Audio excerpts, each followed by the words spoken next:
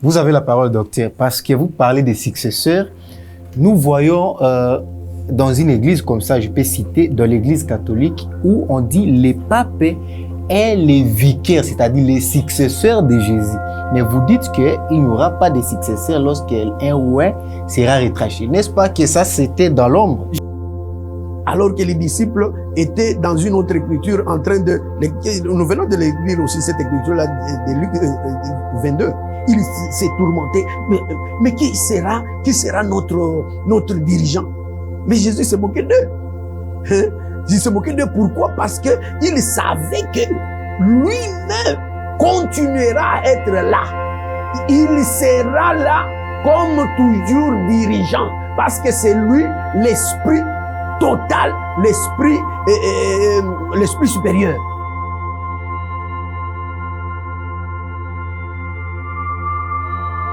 Shalom peuple de Dieu, shalom fidèles téléspectateurs, je suis très heureux de vous retrouver dans le cadre de votre émission que vous aimez tant, Face aux chrétiens. Face aux chrétiens, c'est une émission bien sûr religieuse.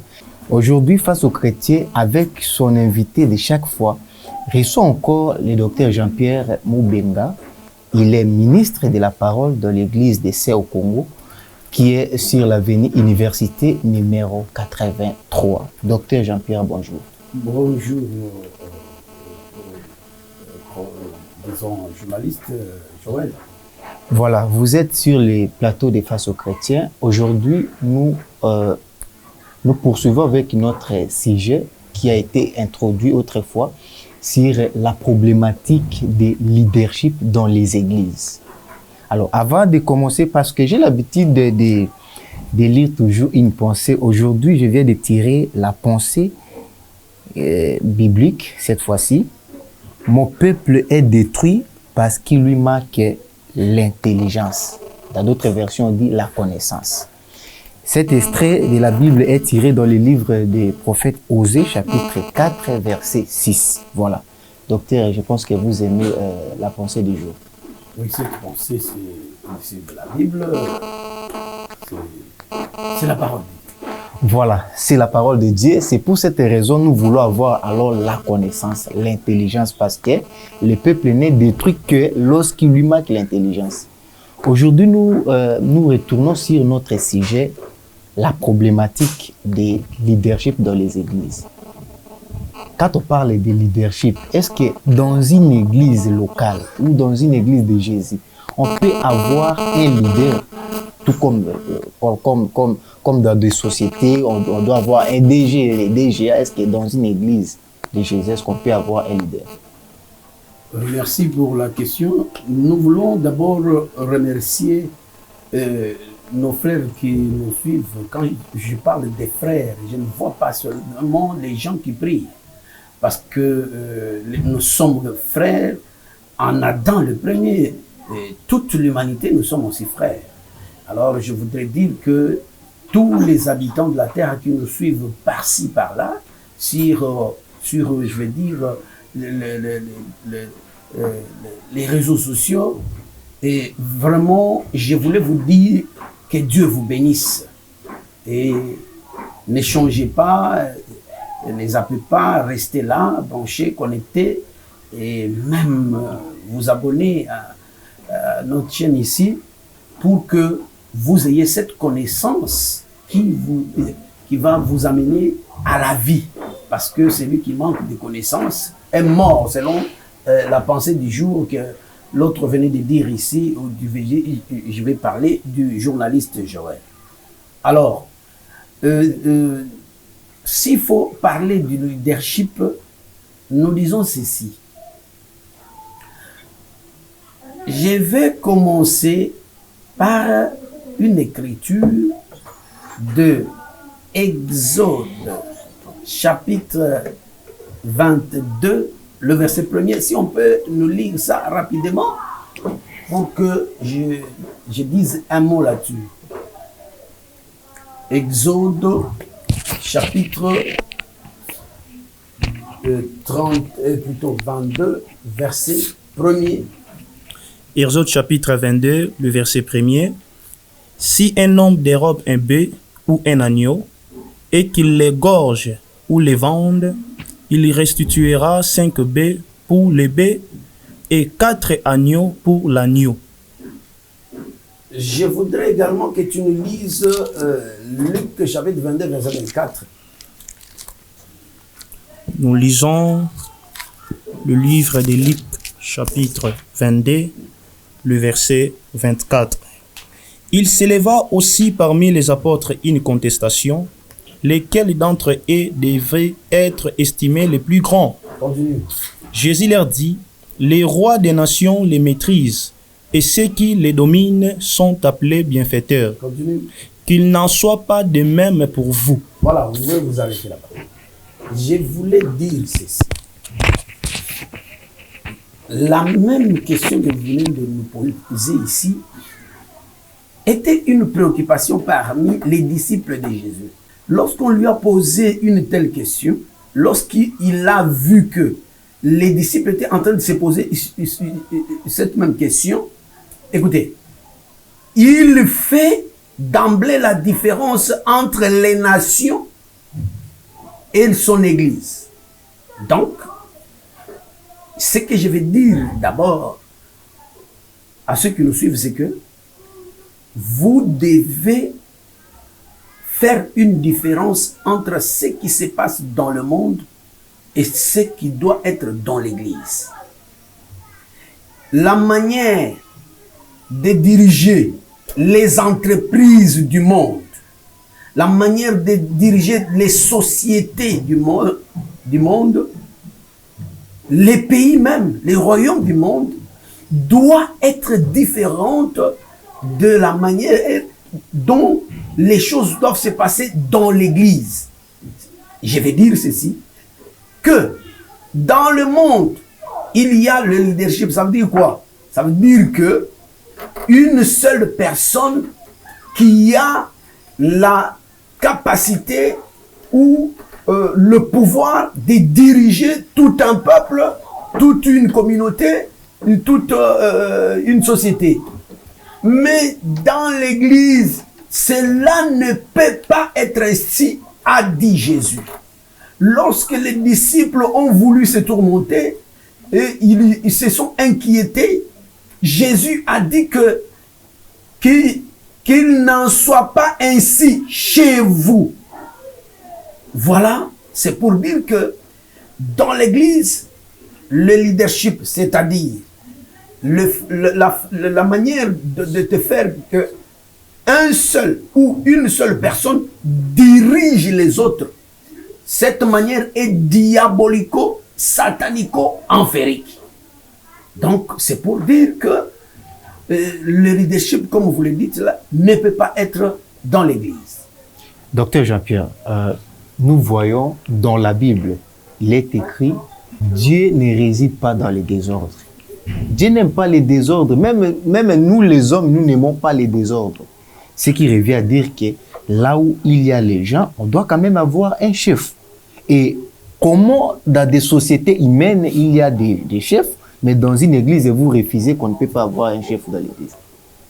Ésaïe chapitre 55, le verset 9-10 nous montre que les pensées des hommes sont différentes des pensées de Dieu. La manière de Dieu de voir les choses, la manière de Dieu de voir l'ordre et le désordre, c'est le contraire de ce que les hommes voient. Quand les hommes trouvent que dans une société, pour qu'une société puisse avancer, il faut qu'il y ait une seule tête, comme d'aucuns disent, s'il y a le collège des gens, c'est un monstre à plusieurs têtes. Ça, si tu rencontres une telle personne, comprends que c'est une personne mondaine. Ses pensées ne sont pas les pensées de Dieu, ce sont des pensées du monde. Donc, envoyez-les diriger Onatra, diriger des sociétés des hommes comme la SNEL. Mais dans l'Église, cela ne peut pas être ainsi. Je vais avancer un peu pour dire ceci. La première écriture que nous avons lue là-bas, Exode chapitre 22, nous dit ceci. Tu avais lu, et on nous avait lu, n'est-ce pas? Oui. Elle nous avait dit que si un homme dérobe un agneau ou un bœuf, il va en restituer plusieurs. La première notion que nous allons prendre ici, c'est la notion de un à plusieurs. Ok. Cette notion-là, c'est cette notion que nous avons vue ou que nous sommes en train de voir ici par rapport à Christ lui-même. Parce que les Écritures concernent Jésus. Jésus lui-même a dit, dans les Écritures, il est question de moi, Jésus. Donc, lorsqu'on parle de ce bœuf-là, lorsqu'on parle de cet agneau-là, il s'agit de Jésus lui-même. Lorsque on vole ou on dérobe un bœuf, il faut qu'on en donne 5. C'est là la notion que Jésus a établie sur la terre. Donc, je voudrais que les frères et les sœurs comprennent que si dans l'ancienne alliance, ils ont vu des individus dirigés, ces individus étaient à l'image de Jésus qui, en venant dans le monde, était unique en son genre. Nous avons vu que quand Jésus est venu pour enseigner, il était seul. Paul, dans 1 Corinthiens chapitre 9, il évoque cette notion de bœuf pour montrer que le bœuf dont il était question dans Exode chapitre 22, il s'agissait d'un homme qui est prédicateur. Nous le voyons avec Jésus. Lorsque Jésus a commencé à prêcher, il prêchait autrement, différemment.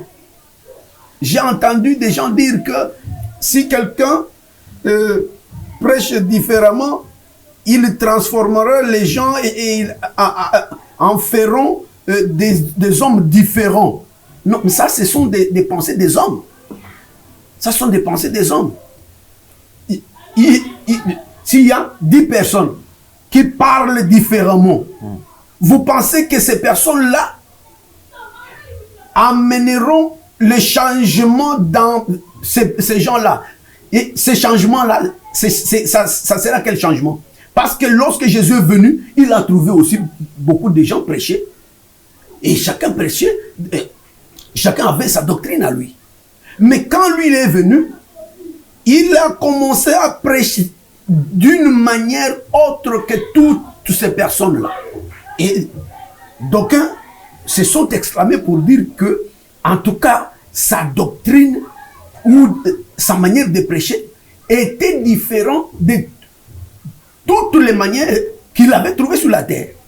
Et c'est là où nous disons que la seule manière de différence d'échanger les gens, c'est seulement la manière de Jésus. Parce qu'il est venu avec la grâce et la vérité. Il est l'unique personne qui peut changer des gens à la manière du Père, les amener au Père. C'est comme quelqu'un a dit que tout chemin mène à Rome, nous disons amen à ça. Mais Jésus dit qu'il n'y a qu'un seul chemin qui peut mener au Père ou à Dieu. C'est le chemin qui est Jésus lui-même. Voilà pourquoi nous disons que lorsqu'il est venu, il était unique. Il était le seul vrai prédicateur. Il était venu aussi dans la mission d'être volé ou d'être dérobé. Il suffit de lire le livre des Actes des Apôtres chapitre 1er. Je crois que c'est le verset 8. Lorsque Jésus, après être ressuscité, devait monter au ciel. Cette écriture-là nous montre que le jour où il montait, une nuée l'a dérobé, une nuée l'a volé. Cette écriture explique ce qui était dit ou prophétisé dans Exode chapitre 22. Nous voyons une personne qui est prédicateur et que d'après l'interprétation de Paul dans 1 Corinthiens chapitre 9, qui est un bœuf. Parce que Paul a dit, le bœuf dont il est question là, il s'agit de nous les prédicateurs. Cette écriture nous montre qu'un prédicateur, c'est un bœuf. Et nous ramenons l'écriture vers Jésus, qui était l'unique vrai prédicateur en son temps. Cela veut dire, il était le seul bœuf qui était en train de labourer la terre en ce temps-là. Le seul vrai. Docteur, vous avez la parole. Une question directe. Pour vous, après Jésus, on n'aura pas un autre remplaçant, c'est ça? C'est ce que je suis en train de démontrer là, oui. qu'il était venu aussi pour mourir. Donc, et après sa mort, la nuée l'a volé. L'a volé dans le sens que l'écriture d'Exode montre que si on vole un bœuf, on doit restituer 5 bœufs sur ces bœufs-là. C'est pourquoi nous disons de 1 à 5 veut dire d'un leader à un collège. Un collège. C'est pourquoi j'ai dit, c'est là où j'arrive maintenant à attaquer ta dernière question ici, que je ramène à l'écriture que nous avons donnée la fois passée, de Daniel chapitre 9, le verset 26, qui dit que dans ce plan-là, on a prophétisé sur la venue d'un oint. Et le oint là, c'était la présence de Jésus lui-même. Mais le oint dit ceci: lorsque ce oint sera retranché, c'est-à-dire lorsque Jésus mourra, il n'aura point de successeur. Vous avez la parole, docteur, parce que vous parlez des successeurs.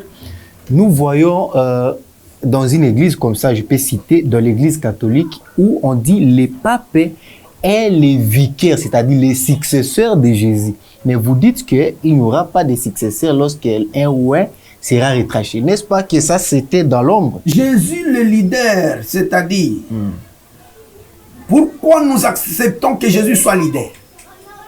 Bien que dans d'autres écritures, lui-même veut dire que, veut que il ne soit même pas ce que les hommes appellent visionnaire. Mais nous y reviendrons peut-être. Mais nous le considérons comme leader ici. Pourquoi? Parce que en lui habita toute la plénitude de Dieu. Et la plénitude dans l'ombre, nous considérons et nous imaginons ça à la présence de la nuée qui conduisait le peuple d'Israël. Et toute cette nuée était en Jésus. Et c'était la plénitude de Dieu. Et c'était aussi le symbole du Saint-Esprit. Dieu lui-même, qui était esprit, il était plein dans Jésus. Et là, je dis, parmi tous les fils d'Adam, il n'y a aucun qui peut contenir la totalité de Dieu. C'est là où nous disons que aucune personne sur la terre ne peut faire le leadership là de Jésus. Non. Même les papes, non. Le pape est venu comme s'opposant à cette écriture. Et j'ai dit ça en d'autres termes. Lorsque Daniel prophétisait, il voyait le pape. Et le pape et tous les enfants des papes. Parce que toutes les personnes que vous voyez ici, des groupes de prière, toutes les églises qui ont des leaders, ce sont des enfants du pape. Donc vous voyez quelqu'un qui est là, qui incarne son église. En fait, c'est son église, ce n'est pas l'église de Jésus. Et puisque ce n'est pas l'église de Jésus, c'est un fils du pape. Un fils du pape. Ce sont des petits papes. Voilà, ce sont des petits papes, comme vous venez de dire. Docteur, est-ce que dans une église, parce que selon l'Éphésiens 4, je ne sais pas si c'est ça le vrai verset, qui parle des ministères, est-ce qu'on peut trouver un ministre qui soit plus grand que les autres? Nous voyons, je vais avancer pour arriver là-bas. Je dis ceci. Nous venons de voir que Jésus ayant la plénitude, lui-même pouvait faire le leadership.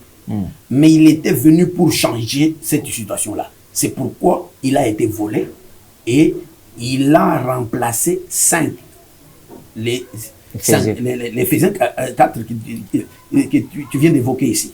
Alors, puisque cela est ainsi, c'est là où il assoit sa doctrine. Et il veut montrer que dans l'Église, il ne peut pas y avoir une seule personne, un individu qui peut diriger. Pourquoi? Parce qu'il sait que les pensées des hommes sont diaboliques. Et il a, j'insère encore une autre écriture, on peut nous la lire, de Matthieu chapitre 28, verset 20, qui montre que Jésus qui meurt là, il confirme encore que malgré qu'il est mort, mais il est là. Il affirme que je serai avec vous jusqu'à la fin du monde. On se pose la question, mais Jésus, tu es là, tu fais quoi? Tu es là, tu es avec nous pour faire quoi? Alors que les disciples étaient dans une autre écriture en train de... Nous venons de lire aussi cette écriture-là de Luc 22. Il s'est tourmenté. Mais qui sera notre dirigeant? Mais Jésus se moquait d'eux. Il se moquait d'eux. Pourquoi? Parce qu'il savait que lui-même continuera à être là. Il sera là comme toujours dirigeant. Parce que c'est lui l'esprit total, l'esprit supérieur qui devait être là pour nous diriger. Mais la question que vous pouvez vous poser, ou tu peux nous poser, c'est que comment alors les choses vont se passer par rapport aux collègues? Parce que l'absolu ici, c'est que à la mort de Jésus, il ne peut pas y avoir un remplaçant. Au contraire, il doit y avoir un collège dans lequel le même esprit continuera à diriger. Je répète, c'est l'esprit-là, Jésus, qui continuera ou qui continue à diriger, mais à travers plusieurs corps. Nous avons vu dans les Écritures, docteur, lorsque Jésus est parti, c'était les disciples qui étaient restés. Mais toujours, c'était Pierre qui prenait la parole. N'est-ce pas que c'est Pierre qui dirigeait les autres disciples? Quand vous dites qu'il faut un collège, alors que même dans la Bible, il y a des gens qui confessent que Pierre était le patron dans l'église de Jésus. Pourquoi vous dites qu'on doit avoir un collège alors que dans l'autre côté, ce n'est pas le cas? Je suis en train de me demander si tout le monde a bien compris cette chose-là, que Jésus est passé du leadership parce qu'il contenait tout Dieu et les personnes auxquelles il devait laisser la chose devaient être nombreux pour que personne ne se dise que c'est moi, c'est moi. Mais parmi eux, c'est Pierre plus qui parlait et c'est Pierre qui était leader dans leur promotion. C'est pourquoi je dis que par rapport à l'écriture que tu viens de donner ici, tu as généralisé en disant que Pierre. Je préférerais que, je ne sais pas s'il y a encore du temps, je préférerais que nous puissions partir en détail avec chaque écriture qui parle de ces pierres-là. De ces pierres-là. Chaque écriture qui nous parle de Pierre. Alors, je ne sais pas si vous allez nous donner du temps pour qu'on en parle, mais néanmoins, en général, j'ai dit que ce sont les gens qui se trompent. Mais la vérité, toutes les places où on a parlé de Pierre, a des explications à donner. C'est-à-dire, au niveau de Jérusalem, il n'y avait personne qui dirigeait lui-même. Il n'y en avait pas. Prenons, par exemple, le même Pierre. Pierre était ancien. Mais Pierre n'était pas ancien lui-même. Parce que dans la notion de la direction de l'église locale, c'est l'anciennat qui dirige l'église locale. Nous verrons que lorsque Paul a créé les églises, À un certain moment, il a laissé Timothée, il a laissé Tite. Mais à Jérusalem, si on peut parler des anciens, il y avait plusieurs anciens. Jean était ancien, Pierre était ancien, Jacques était ancien. Mais parce que et ces gens-là, la Bible les appelle d'ailleurs les plus considérés. C'était des gens qui étaient plus considérés. Parce que vous parlez de Pierre. Je n'ai pas vraiment le verset comme tel, mais il y a un verset dans les livres des Actes des Apôtres, non, dans les livres de Matthieu, si je ne me trompe pas, chapitre 16, versets 18 à 19, où Jésus dit, tu es Pierre, sur cette pierre, je bâtirai mon église. N'est-ce pas ça, la manière de donner une charge à quelqu'un? C'est encore là des grosses erreurs que les gens commettent. Parce qu'il faut savoir que il faut savoir que dans les Écritures, on nous parle de la fausse église et de la vraie église. La fausse église prêche est assise soit sur l'erreur, soit sur la fraude, soit sur les motifs impurs. Ce sont des choses comme ça qui nous montrent clairement que toutes ces choses que nous voyons ici ne sont pas des églises. Et pour revenir à ta question, si tu peux la rappeler vite. C'est dans le livre de Matthieu chapitre 16, voilà. 16, 18. Là, nous disons ceci. Les gens pensent que ils n'ont pas bien lu cette écriture-là. Ils pensent que là, lorsque Pierre a parlé et que Jésus lui a dit que toi, tu es Pierre et que sur cette pierre, je bâtirai mon église, ils pensent que Jésus avait dit, moi Jésus, je vais bâtir mon église sur toi Pierre. Pierre, c'était de la poussière. Est-ce que Jésus peut bâtir son église sur la poussière? Vraiment. Non. À la vérité, cette écriture montre que il y a quelque chose qui s'est passé. Lorsque Jésus a posé sa question, les gens ont parlé, mais quand Pierre a ouvert la bouche, Jésus a vu une pierre qui sortait de la bouche de Pierre.